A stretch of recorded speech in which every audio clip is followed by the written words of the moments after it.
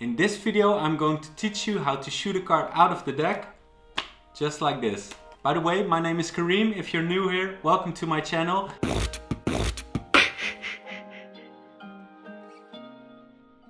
So here's an example of me performing this effect in slow motion.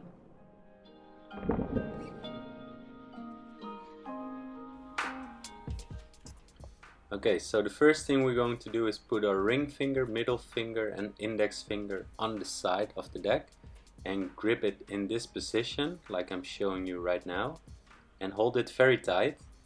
Now with your thumb you're going to push the top card from the bottom upwards, just like this.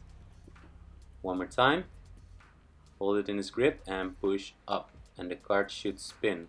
Now what helps is also if you make a throwing motion with your hand, like I'm showing you right now in this example, and it makes the card spin even higher.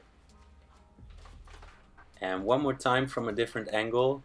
This grip may feel weird at first and even a little bit painful because you stretch your fingers all the way out, but you will get used to it.